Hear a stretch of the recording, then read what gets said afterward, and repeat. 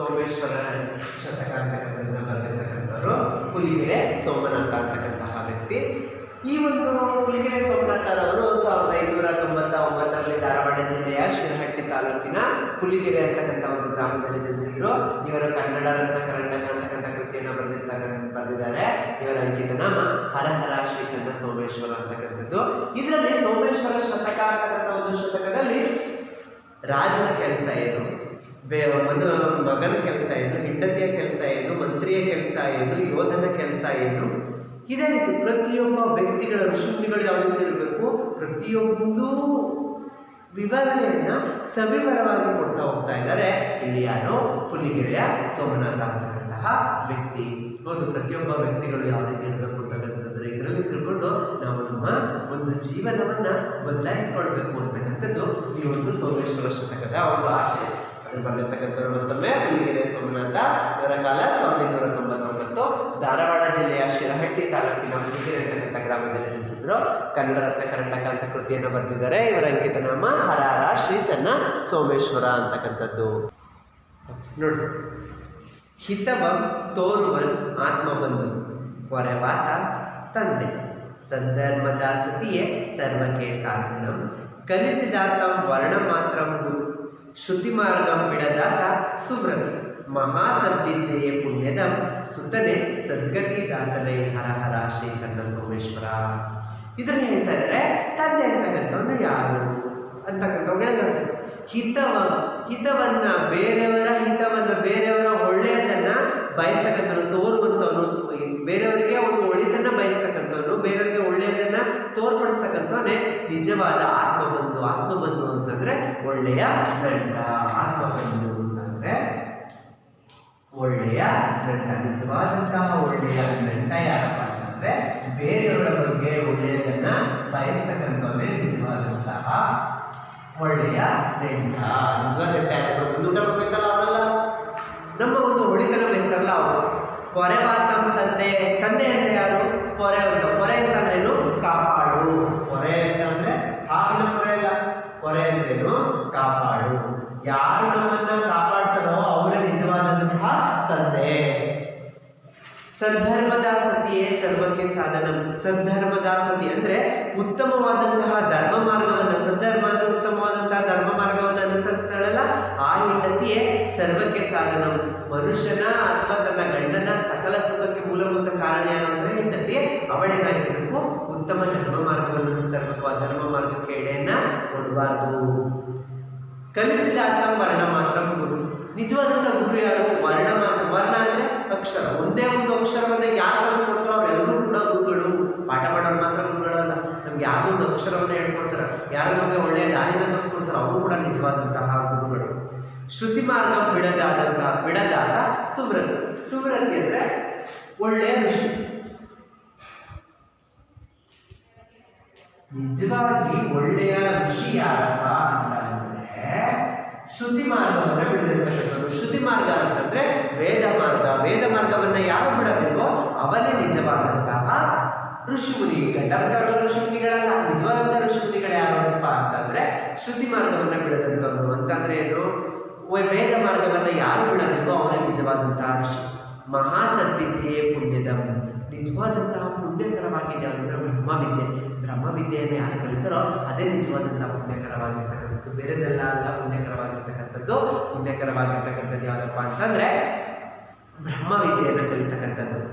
ಸುತ್ತನೇ ಸದ್ಗತಿ ದಾತನೇ. ಮಗ ಯಾರು? ಜನ್ಮವನ್ನ ಪಡೆದಂಥವರೆಲ್ಲರೂ ಮಕ್ಕಳಲ್ಲ. ಸದ್ಗತಿ ದಾತ ಯಾರು ತನ್ನ ತಂದೆ ತಾಯಿಗಳಿಗೆ ಸದ್ಗತಿಯನ್ನ ಮೋಕ್ಷವನ್ನ ದೊರಕಿಸ್ಕೊಡ್ತಾನೋ ಅವನೇ ನಿಜವಾದಂತಹ ಒಬ್ಬ ಮಗ. ಆ ರೀತಿ ನಾವು ಆಗಬೇಕು. ಹರಹರ ಶ್ರೀ ಚನ್ನ ಸೋಮೇಶ್ವರ ಚನ್ನ ಸೋಮೇಶ್ವರನೇ ನಿಜವಾಗ್ಲೂ ಈ ರೀತಿ ನಾವು ಇರಬೇಕು. ತಂದೆ ತಾಯಿಗಳ ಮಾತಿಗೆ ಅನುಗುಣವಾಗಿ ಅವ್ರು ಏನು ಹೇಳ್ತಾರೋ ಆ ರೀತಿ ನಡ್ಕೊಂಡು ಹೋಗ್ಬೇಕಾಗಿರ್ತಕ್ಕಂಥದ್ದು ನಿಮ್ಮ ಕರ್ತವ್ಯ. ನೆಕ್ಸ್ಟ್, ಪ್ರಜೆಯ ಪಾಲಿಸಬಲ್ಲಡ ಆತನಂ ಅರಸಂ. ಅರಸ ಅಂದ್ರೆ ರಾಜ. ರಾಜ ಅಂತಂದ್ರೆ ಯಾರು? ಪ್ರಜೆಗಳನ್ನ ಯಾರು ಪಾಲಿಸಬಲ್ಲನೋ. ಪಾಲಿಸೋದ್ರೆ ರಕ್ಷಿಸು. ಪಾಲಿಸೋದ್ರೆ ರಕ್ಷಿಸು. ಬರ್ಕಳಿ. ಪಾಲಿಸೋದ್ರೆ ರಕ್ಷಿಸು. ನಿಜವಾದಂತಹ ಅರಸ ಯಾರಪ್ಪ ಅಂತಂದ್ರೆ ಪ್ರಜೆಯನ್ನ ಯಾರು ಕಾಪಾಡ್ತಾರೋ ಅವನೇ ನಿಜವಾದಂತಹ. ಪ್ರಜೆಯನ್ನ ಯಾರು ರಕ್ಷಿಸ್ತಾನೋ, ಬೇರೆ ಶತ್ರುಗಳು ದಾಳಿ ಮಾಡುವಂಥ ಸಂದರ್ಭದಲ್ಲಿ ತನ್ನ ಒಂದು ಪ್ರಜೆಗಳಿಗೆ ಒಂದು ಚೂರು ನೋವಾಗದೆ ಕಾಪಾಡ್ತಾನಲ್ಲ, ಅವನು ನಿಜವಾದಂತಹ ಅರಸ. ಅರಮನೆಯಲ್ಲಿ ಕೂತವ್ರು ಮಾತ್ರ ಅಲ್ಲ ಅರಸ. ಕೈಯಾಸೆಯ ಮಾಡದ ನಿಜ ಮಂತ್ರೇಶ್ವರಂ. ಯಾರು ಕೈಯಾಸೆಯನ್ನ ಮಾಡುವುದಿಲ್ಲವೋ, ಕೈಯಾಸೆ ಅಂದ್ರೆ ಲಂಚಕ್ಕೆ ಯಾವನು ಕೈಗೊಂಡೋಗಿಲ್ವೋ ಅವನೇ ನಿಜವಾದಂತಹ ಮಂತ್ರೇಶ್ವರ. ನಿಜವಾಗ್ಲೂ ಅವರೇ ಮಂತ್ರಿ. ಹಾಗಾದ್ರೆ ನಮ್ಮ ನಿಮ್ಮ ಮಂತ್ರಿಗಳು ಅಂತಂದ್ರೆ ಕ್ಯಾಂಡಿಡೇಟ್ ಮಿನಿಸ್ಟರ್ಗಳು ಎಲ್ಲ MLA MP ಗಳು ಇವರೆಲ್ಲ ನಿಜವಾಗ್ಲೂ ಮಂತ್ರಿಗಳ ಅಲ್ಲ. ಲಂಚದ ಆಸೆಯನ್ನ ಯಾರು ಮಾಡೋದಿಲ್ವೋ ಅವನೇ ನಿಜವಾದಂತಹ ಮಂತ್ರಿ. ತಂದೆ ತಾಯ ಸಲಹಲ್ ಬಲ್ಲಾಂತನೇ ಧಾರ್ಮಿಕ ಅಂತಂದ್ರೆ ಧರ್ಮ ಮಾರ್ಗದಲ್ಲಿ ನಡೀತಕ್ಕಂಥವ್ನು ಯಾರಪ್ಪ ಅಂತಂದ್ರೆ ಈ ದೇವಸ್ಥಾನವನ್ನ ಗಂಟೆ ಸುತ್ತೋನಲ್ಲ. ಧರ್ಮ ಮಾರ್ಗದಲ್ಲಿ ನಡೀತಕ್ಕಂಥವ್ನು ಧಾರ್ಮಿಕ ಅಂದ್ರೆ ಯಾರು ತನ್ನ ತಂದೆ ತಾಯಿಯನ್ನ ತುಂಬಾ ಚೆನ್ನಾಗಿ ನೋಡ್ಕೊತಾನೋ, ಅವರಿಗೆ ಒಂದು ಶ್ರೇಯಸ್ಕರವಾದಂತಹ ಕೆಲಸವನ್ನ ಮಾಡ್ಕೊಡ್ತಾ ಹೋಗ್ತಾನೋ ಅವನೇ ನಿಜವಾದಂತಹ ಧಾರ್ಮಿಕ. ಅವನೇ ನಿಜವಾದಂತಹ ಧರ್ಮ ಮಾರ್ಗದಲ್ಲಿ ನಡೀತಾ ಇರ್ತಕ್ಕಂಥವ್ನು ಯಾರಪ್ಪ ಅಂತಂದ್ರೆ ತನ್ನ ತಂದೆ ತಾಯಿಗಳನ್ನ ಪೋಷಣೆಯನ್ನ ಮಾಡ್ತಕ್ಕಂಥವ್ನು ನಿಜವಾದಂತಹ ಧಾರ್ಮಿಕ. ಭಜಕ ದೈವದ ಭಕ್ತಿ ಉಳ್ಳಡೆ. ಭಜಕ ಅಂತಂದ್ರೆ ಭಕ್ತ ಅಂದ್ರೆ ದೈವದಲ್ಲಿ ಅಗಾಧವಾದಂತಹ ಭಕ್ತಿಯನ್ನು ಉಳ್ಳಂತವನು ಭಕ್ತ ನಮ್ಮ ಪ್ರಕಾರ. ಅದು ನಿಜವಾದ ಭಕ್ತ ಯಾರಪ್ಪ ಅಂದ್ರೆ ದೈವದ ಭಕ್ತಿ ಉಳ್ಳಡೆ. ದೇವರ ಮೇಲೆ ಅಪಾರವಾದಂತಹ ಭಕ್ತಿ ಯಾರಿಗಿರುತ್ತೋ ಅವನೇ ನಿಜವಾದಂತಹ ಭಕ್ತ. ನಾವೆಲ್ಲ ಧಾರ್ಮಿಕ ಭಕ್ತರು ಅಂತಾನೆ ಒಂದು ರೀತಿ ಹೇಳ್ಬೇಕಾಗತ್ತೆ, ಹೌದಲ್ವಾ? ನಮ್ಗೆ ಅಪಾರವಾದಂತಹ ಏನಿಲ್ಲ ಭಕ್ತಿ ಅಂತ ಕರೆದಿಲ್ಲ, ಅದನ್ನು ನಾವು ಬೆಳೆಸ್ಕೋಬೇಕು. ಭಟ ನಿರ್ಭೀತ ದಾನಾದವ. ಭಟ ಅಂದ್ರೆ ಭಟ ಅಲ್ಲ, ಭಟ ಅಂದ್ರೆ ಯೋಧ. ಅಂದ್ರೆ ಯೋಧರು ಯುದ್ಧ ಭೂಮಿಯಲ್ಲಿ ಯೋಧರ ಸೇನೆ ಇರುತ್ತಲ್ಲ, ಅವ್ರು ನಿಜವಾದಂತ ಭಟರು ಅಂದ್ರೆ ಯುದ್ಧ ಭೂಮಿಯಲ್ಲಿ ಇದ್ದವರಲ್ಲ. ಯಾರು ನಿಜವಾದಂತಹ ಯೋಧ ಅಂತ ಅಂದ್ರೆ ನಿರ್ಭೀತನಾದಂಥವ್ರು. ನಿರ್ಭೀತ ಅಂದ್ರೆ ಭಯವೇ ಇಲ್ಲದಿರ್ತಕ್ಕಂಥವ್ರು, ತುಂಬಾ ಧೈರ್ಯಶಾಲಿಯನ್ನು ಹೊಂದಿರ್ತಕ್ಕಂಥ ನಿಜವಾದ ಯೋಧ, ಹೌದಲ್ವಾ? ಯಾಕಂದ್ರೆ ಹುಲಿ ಬರ್ತಾ ಇದೆ ಅಂತ ನಮಗೆ ಯಾರು ಸೈನಿಕರು ನಿಲ್ಲಿಸಿದಂಥ ಸಂದರ್ಭದಲ್ಲಿ ಆ ಹುಲಿಯನ್ನು ಎದುರಿಸುವಂಥ ಸಮಯ ಹುಲಿ ಬರ್ತಾ ಇದೆ, ಓಡಿ ಹೋಗಿ ಅವನೇ ಹೊಸ್ಕೊಂಡ್ರೆ ಆತ ಯೋಧ ಅಲ್ಲ. ನಿಜವಾದ ಯೋಧ ಅಂದ್ರೆ ಭಯವನ್ನು ಬಿಟ್ಟಾಕಿರ್ತಕ್ಕಂಥ ನಿಜವಾದ ಯೋಧ. ದ್ವಿಜ ಆಚಾರತೆ ಇಲ್ಲವನು. ದ್ವಿಜ ಅಂದ್ರೆ ಬ್ರಾಹ್ಮಣರನ್ನ ದ್ವಿಜರು ಅಂತ ಕರೀತಾರೆ. ಯಾರಪ್ಪ ಬ್ರಾಹ್ಮಣರು ಅಂದ್ರೆ ಆಚಾರತೆ ಉಳ್ಳವನು, ಒಳ್ಳೆಯ ಆಚಾರ ನಡತೆ. ಯಾವ ಒಳ್ಳೆಯ ನಡತೆಯನ್ನು ಹೊಂದಿರ್ತಾನೋ ಅವನೇ ನಿಜವಾದಂತಹ ಬ್ರಾಹ್ಮಣ. ಸುಮ್ಮನೆಯವರು ಅಲ್ಲಾರ ಶ್ರೀ ಚಂದ್ರ ಸೋಮೇಶ್ವರ. ಹಾಗಾದ್ರೆ ಮಂತ್ರಿ ಹೆಂಗಿರ್ಬೇಕು ಅಂತಕ್ಕಂಥದ್ದು ತಿಳಿಸ್ಕೊಡ್ತಾ ಇದ್ದಾರೆ ನೋಡಿ. ಅತಿ ಗಂಭೀರನು. ಗಾಂಭೀರ್ಯ ಇರಬೇಕು. ಗಂಭೀರ ಅಂದ್ರೆ ಆನೆಯಲ್ಲಿ ಗಾಂಭೀರ್ಯತೆ ಇದೆಯಲ್ಲ, ಚಳ್ಚಳ್ಳಂಗೆ ಆಡ್ತಾರೆ ಅಂತ ಹೇಳ್ತಾರಲ್ವ, ಆ ರೀತಿ ಆಡದೇ ಇರೋನಾಗಿರ್ಬೇಕು ಮಂತ್ರಿ. ಉದಾರನಾಗಿರ್ಬೇಕು. ಉದಾರ ಅಂದ್ರೆ ದಾನ ಮಾಡೋದಕ್ಕೆ ಎತ್ತಿದ್ಕೆ ಆಗ್ಬೇಕು. ಯಾರಾದ್ರೂ ಬಡವರಿಗೆ ಆಹಾರ ಇಲ್ಲ, ನಮ್ಗೆ ಏನಾದ್ರು ಸಹಾಯ ಮಾಡಿ ಅಂದಾಗ ಕೊಡುವಂತಹ ಮನಸ್ಥಿತಿ ಇರಬೇಕು. ಅವರು ನಿಜವಾದಂತಹ ಮಂತ್ರಿ. ಧೀರನಾಗಿರ್ಬೇಕು. ಎಂತಹ ಸಮಸ್ಯೆಗಳು ಬಂದರೂ ಅದನ್ನು ಎದುರಿಸುವಂತಹ ಸಾಮರ್ಥ್ಯ ನನಗಿದೆ ಅಂತಕ್ಕಂಥದ್ದನ್ನ ತೋರ್ಪಡಿಸ್ತಕ್ಕಂತಹ ವ್ಯಕ್ತಿ ಆಗಬೇಕು. ಮಹಾಸಂಪನ್ನನಾಗಿರ್ಬೇಕು. ಮಹಾ ಅಂದ್ರೆ ಒಳ್ಳೆಯ ಸಂಪನ್ನ ಗುಣಗಳನ್ನು ಹೊಂದಿರಬೇಕು. ಬೇರೆಯವರ ಅಂದ್ರೆ ಲಂಚಕ್ಕೆ ಕೈಯನ್ನು ಹೊಡೆದೇ ಇರ್ತಕ್ಕಂಥನಾಗಿರ್ಬೇಕು. ಅದ್ರ ಜೊತೆಗೆ ಬೇರೆ ಹಿರಿಯರನ್ನು ಗೌರವಿಸಬೇಕು, ಹಿರಿಯರನ್ನ ಆಧಾರದಿಂದ ನೋಡ್ಕೋಬೇಕು, ಅವ್ರಿಗೆ ಒಳ್ಳೆಯ ಮಾರ್ಗವನ್ನು ತೋರಿಸ್ಕೊಡ್ಬೇಕು. ಇವುಗಳೆಲ್ಲವೂ ಕೂಡ ಉತ್ತಮವಾದಂಥ ಗುಣಗಳನ್ನು ಉಳ್ಳಂತವನಾಗಿರಬೇಕು. ಸತ್ಯಾತ್ಮನಾಗಿರ್ಬೇಕು. ಸದಾಕಾಲ ಸತ್ಯವನ್ನೇ ನುಡಿತಾ ಇರುವಂತವನಾಗಿರ್ಬೇಕು. ಸುಳ್ಳನ್ನು ಹೇಳಬಾರ್ದು. ಅಷ್ಟೇ ಅಲ್ಲ, ಊರ್ಜಿತ ನಾನಾ ಲಿಪಿ ಭಾಷೆಗಳು. ಊರ್ಜಿತ ಅಂದ್ರೆ ರೂಢಿಯಲ್ಲಿ ಇರ್ತಕ್ಕಂಥದ್ದು.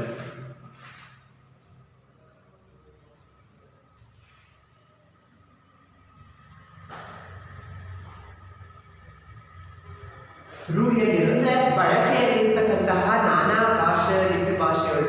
ಬರವಣಿಗೆಯಲ್ಲಿ ಇರ್ತಕ್ಕಂತಹ ಹಲವಾರು ಭಾಷೆಗಳನ್ನ, ರೂಢಿಯಲ್ಲಿರ್ತಕ್ಕಂಥ ಭಾಷೆಗಳಿಂದ ಬಲ್ಲವನಾಗಿರ್ಬೇಕು. ಯಾಕೆಂದ್ರೆ ತನ್ನ ಸಾಮ್ರಾಜ್ಯದಲ್ಲಿ ಒಬ್ಬರೇ ಒಂದು ಭಾಷೆ ಮಾತನಾಡುವಂಥ ಜನ ಇರೋದಿಲ್ಲ, ಹಲವಾರು ಭಾಷೆಯನ್ನು ಮಾತನಾಡುವಂಥ ಜನ ಇರ್ತಾರೆ. ಸೊ ಹಾಗಾಗಿ ಬೇರೆಯವರ ಭಾಷೆ ಕೂಡ ತಿಳಿದವನಾಗಿರ್ಬೇಕು. ಯಾರು ನಿಜವಾದ ಮಂತ್ರಿ ಆಗಿರ್ತಕ್ಕಂಥ ನಮ್ಮ ಮಂತ್ರಿಗಳು ಇಂಗ್ಲೀಷ್ ಬರೋದಿಲ್ಲ, ಅದಲ್ವಾ? ಕನ್ನಡನೇ ಪರಿಪೂರ್ಣವಾಗಿ ಬರೋದಿಲ್ಲ, ಇಂಗ್ಲೀಷ್ ಬರುತ್ತಾ? ಅಷ್ಟೇ ಅಲ್ಲ, ಬೇರೆ ಬೇರೆ ಭಾಷೆಗಳು ಪರಿಚಿತ ಹೊಂದಿರುವ ಅಂದರೆ ಅವ್ರಿಗೆ ಗೊತ್ತಿರಬೇಕು. ಲಂಚಕ್ಕೆ ಕೈ ನೀಡದ. ಲಂಚಕ್ಕೆ ಕೈ ನೀಡಬಾರ್ದು. ಲಂಚ ಮಾಡೋ ಕೈಯಿಂದ ಸಂಜೆ ನೀಡ್ತೀವಿ ನೀವು ಕೈಯನ್ನು ಏನು ಮಾಡಬಾರ್ದು, ಕೊಡಬಾರ್ದು. ಲಂಚಕ್ಕೆ ವ್ರತವನ್ನು ಪಾಲಿಸಬೇಕು, ನಿಯಮಗಳನ್ನು ಪಾಲಿಸಬೇಕು, ಸದ್ಧರ್ಮವನ್ನು ಪಾಲಿಸಬೇಕು, ಉತ್ತಮ ಧರ್ಮ ಮಾರ್ಗವನ್ನು ಅನುಸರಿಸಬೇಕು, ವಿಚಾರಶಾಲಿಯಾಗಿರಬೇಕು. ಯಾವುದೇ ಒಂದು ವಿಷಯ ಬಂದರೆ ಅದನ್ನು ಎಲ್ಲ ಒಂದು ಆಯಾಮಗಳಲ್ಲಿಯೂ ಕೂಡ ಅದನ್ನು ನೋಡುವಂತಹ ಸಾಮರ್ಥ್ಯವನ್ನು ಅಂತ ಬೆಳೆಸ್ಕೊಂಡಿರಬೇಕು. ಚತುರೋಪಾಯಗಳನ್ನು ಬಲ್ಲವನಾಗಿರಬೇಕು. ಚತುರೋಪಾಯ ಅಂದರೆ ಚತುರದ 4 ಉಪಾಯಗಳು: ಸಾಮ, ದಾನ, ವೇದ, ದಂಡ. ಈ 4 ಮಾರ್ಗಗಳನ್ನು, ಚತುರ ಉಪಾಯಗಳನ್ನು ಏನು ಅಂತ ಅವರಿಗೆ ಗೊತ್ತವನಾಗಿರಬೇಕು. ಯಾವ ಒಂದು ಸಮಸ್ಯೆನ ಈ 4 ಉಪಾಯಗಳ ಮೂಲಕ ಯಾವ ರೀತಿ ಬಗೆಹರಿಸಬೇಕು ಅಂತಕ್ಕಂಥದ್ದನ್ನ ತಿಳ್ಕೊಂಡಿರಬೇಕು. ಪತಿ ಕಾರ್ಯ ಪರಮಂತ್ರಿ. ಅದಕ್ಕಿಂತ ಹೆಚ್ಚಾಗಿ ಮಂತ್ರಿ ಅಂತಕ್ಕಂಥ ಯಾರು ಅಂತಂದ್ರೆ ಪತಿ ಕಾರ್ಯ ಅಂದರೆ ರಾಜನ ಒಂದು ಕೆಲಸ ಕಾರ್ಯಗಳಲ್ಲಿ ಏನು ಮಾಡಬೇಕು, ಆಸಕ್ತಿ ಉಳ್ಳವರಿರಬೇಕು. ಇದು ರಾಜನ ಕೆಲಸ ನಿಷ್ಠೆಯಿಂದ ಪರಿಪಾಲಿಸಬೇಕು, ಇದರಲ್ಲಿ ನಾನು ಯಾವುದೇ ರೀತಿಯಾದಂಥ ಪ್ರತಿಫಲಾಪೇಕ್ಷೆ ಇಟ್ಕೋಬಾರ್ದು, ರಾಜನಿಗೆ ಒಳಿತನ್ನೇ ನಾನು ಮಾಡಬೇಕು ಅಂತಕ್ಕಂಥ ಮನೋಭಾವನೆ ಇರತಕ್ಕಂಥವನು ನಿಜವಾದಂಥ ಮಂತ್ರಿ. ಒಂದು ಸಾರಿ ನಾವು ಆಲೋಚನೆಯನ್ನು ಮಾಡಿ, ಇಷ್ಟೆಲ್ಲ ಗುಣಗಳು ನಮ್ಮ ಮಂತ್ರಿಗಳಲ್ಲಿ ಇದೆಯಾ? ಇಲ್ಲ ಅಲ್ವಾ?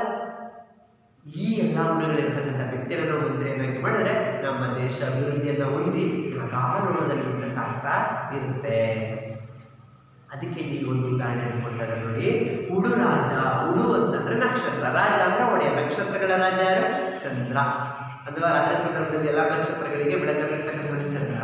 ಆ ನಕ್ಷತ್ರಗಳ ರಾಜ ಚಂದ್ರ ಕಳೆಗುಂದಿ ಪೆರ್ಚದಿದ್ದಾನೆ. ಏನಾಗ್ತಾನೆ? ಒಂದಷ್ಟು ದಿನ ಮಂಕಾಗ್ತಾನೆ ಚಂದ್ರ, ಇನ್ನೊಂದಷ್ಟು ದಿನ ಬ್ರಾಡ್ ಆಗ್ತಾನೆ. ಹೌದಲ್ವಾ? ಅಮಾವಾಸ್ಯೆ ಬರ್ತಾ ಬರ್ತಾ ಚಿಕ್ಕದಾಗಿ ಕಣ್ಮರೆ ಆಗ್ತಾನೆ, ಹುಣ್ಣಿಮೆ ಬರ್ತಾ ಬರ್ತಾ ದೊಡ್ಡದಾಗ್ತಾನೆ. ಹೌದಲ್ವಾ? ಅಂದ್ರೆ ಚಂದ್ರ ಸ್ವಲ್ಪ ದಿನ ಏನ್ ಮಾಡ್ತಾನೆ? ಕಣ್ಮರೆ ಆಗ್ತಾನೆ, ಸ್ವಲ್ಪ ದಿನ ಪ್ರಕಾಶಮಾನವಾಗಿ ಬರೋದಿಲ್ವಾ? ಅದೇ ರೀತಿಯಲ್ಲಿ ನೃಗ್ರೋಧ ಬೀಜ, ನೃಗ್ರೋಧ ಅಂದ್ರೆ ಆಲದ ಬೀಜ.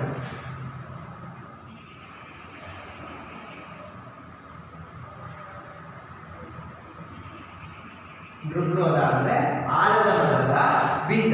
ಆಲದ ಮರದಿಂದ ಕೆಲವೊಂದು ಬೀಜಗಳು ಕೆಲವು ಸಿಡಿದು ಹೆಮ್ಮರವಾಗಿದೆ, ಕೆಲವೊಂದು ಸಿಡಿದು ಬೇರೆ ಕಡೆ ಹೋಗಿ ಹೆಮ್ಮರವಾಗಿ ಬೆಳೆಯೋದಿಲ್ವಾ? ಹೌದಲ್ವಾ? ಅದನ್ನ ಹೋಗಿ ನಾವೇನು ನೆಡ್ತೀವಿ ಆಲದ ಮರವನ್ನು? ಇಲ್ಲ, ಅದೇನಾಗುತ್ತೆ? ಹಣ್ಣು ಬೇರೆ ಕಡೆ ಬೀಜಗಳು ಸಿಡಿದು ಬಿದ್ದು ಅದರಿಂದ ಮತ್ತೊಂದು ಮರ ಆಗಿ ಬೆಳೆಯೋದಿಲ್ವಾ? ಎಳೆಗಳು ಎತ್ತಾಗದೆ, ಎಳೆಗಳು ಅಂದ್ರೆ ಚಿಕ್ಕದಾದಂತಹ ಕರಿಯುವಂತ ಚಿಕ್ಕದಾಗಿದೆ, ಅದು ಮುಂದೆ ದೊಡ್ಡ ಎತ್ತಾಗಲ್ವಾ? ಉಳ್ಬೇಕು ಬರೋದಿಲ್ವಾ? ಲೋಕದೋಳು, ಇಡೀ ಲೋಕದಲ್ಲಿ ಮಿಡಿ ಹಣ್ಣಾಗದೆ, ಲೋಕದಲ್ಲಿ ಮಿಡಿ ಅಂದ್ರೆ ಈಚು, ಮಿಡಿ ಅಂದ್ರೆ ಈಚು ಅಂದ್ರೆ ಚಿಕ್ಕದಾಗಿರ್ತಕ್ಕಂಥ ಕಾಯಿ ಹಣ್ಣಾಗಲಿಲ್ಲ ಅಂದ್ರೆ ಏನಾಗುತ್ತೆ? ಎಲ್ಲದಕ್ಕೂ ಸ್ವಲ್ಪ ಸ್ವಲ್ಪ ಸಮಯ ಬೇಕು. ಹೌದಲ್ವಾ? ಅಮಾವಾಸ್ಯೆ ಇರತಕ್ಕಂಥ ಚಂದ್ರ ಹುಣ್ಣಿಮೆ ಚಂದ್ರನಾಗಲಿಕ್ಕೆ ಸ್ವಲ್ಪ ಸಮಯ ಬೇಕು. ಆಲದ ಮರದ ಬೀಜ ಬಿದ್ದು ಮತ್ತೆ ಹೆಮ್ಮರಾಗಲಿಕ್ಕೆ ಸ್ವಲ್ಪ ಸಮಯ ಬೇಕು. ಚಿಕ್ಕ ಕರು ದೊಡ್ಡ ಎತ್ತಾಗಲಿಕ್ಕೆ ಸ್ವಲ್ಪ ಸಮಯ ಬೇಕು. ಅಷ್ಟೇ ಅಲ್ಲ, ಈಚಿರ್ತಕ್ಕಂಥದ್ದು ಹಣ್ಣಾಗಲಿಕ್ಕೆ ಸ್ವಲ್ಪ ಸಮಯ ಬೇಕು. ಅದೇ ರೀತಿ ದೈವದ ಒಲುಮೆರಲು, ದೈವದ ಒಂದು ಒಲುಮೆರಲು, ದೈವದ ಒಂದು ಪ್ರೀತಿ ನಮ್ಮ ಮೇಲೆ, ಕರುಣೆ ನಮ್ಮ ಮೇಲೆ, ರಕ್ಷಣೆ ನಮ್ಮ ಮೇಲೆ ಇತ್ತು ಅಂತ ಅಂದ್ರೆ ಕಾಲಾನುಕಾಲಕ್ಕೆ ಅಂದ್ರೆ ಮುಂದೊಂದು ದಿನ, ಇವತ್ತಲ್ಲ ಮುಂದೆ ಒಂದು ಯಾವತ್ತಾದ್ರೂ ಒಂದು ದಿನ ತಾವು ಬಡವ ಬಲ್ಲಿದ, ನಾನು ಬಡವನಾಗಿರ್ತಕ್ಕಂಥವನು ಬಲ್ಲಿದ ಅಂದ್ರೆ ಶ್ರೀಮಂತನಾಗಿದೆ ಅಂತಿನ ನಾನು. ಅದಕ್ಕೆಲ್ಲದಕ್ಕೂ ಕಾರಣ ಯಾರು? ದೈವದ ಒಂದು ಒಲುಮೆ ಇರಬೇಕು, ದೈವದಲ್ಲಿ ಅಪಾರವಾದಂಥ ಭಕ್ತಿನ ನಾವು ಉಳ್ಳಂಥವರಾಗಿರ್ಬೇಕು. ಆಗ ಮಾತ್ರ ಬಡವನು ಕೂಡ ಏನ್ ಮಾಡ್ತಾನೆ? ಶ್ರೀಮಂತನಾಗ್ತಾನೆ. ಅದಕ್ಕೆ ಸಮಯಕ್ಕೋಸ್ಕರ ನಾವು ಬೆಲೆಯನ್ನು ಕೊಡಬೇಕು, ಸಮಯಕ್ಕೋಸ್ಕರ ನಾವು ಕಾಯಬೇಕು ಅಲ್ಲವೇ? ಹರ ಶ್ರೀ ಚಂದ್ರ ಸೋಮೇಶ್ವರ. ಹೌದಲ್ವಾ? ಒಂದು ಸೂಕ್ಷ್ಮವಾಗಿ ಯೋಚನೆಯನ್ನು ಮಾಡ್ತು ಅಂತಂದ್ರೆ ಇವೆಲ್ಲವೂ ಕೂಡ ಸಾಗ್ತಾ ಹೋಗುತ್ತೆ. ಅದಕ್ಕೆ ಒಂದಷ್ಟು ಸಮಯ ಹಿಡಿತದೆ, ಅಲ್ಲಿಯವರೆಗೂ ಆ ಸಮಯಕ್ಕೋಸ್ಕರ ಏನ್ ಮಾಡಬೇಕು? ಕಾಯ್ತಾ ಇರಬೇಕು. ನಮ್ಮ ಒಂದು ಪ್ರಯತ್ನವನ್ನು ನಾವು ಬಿಡಬಾರ್ದು.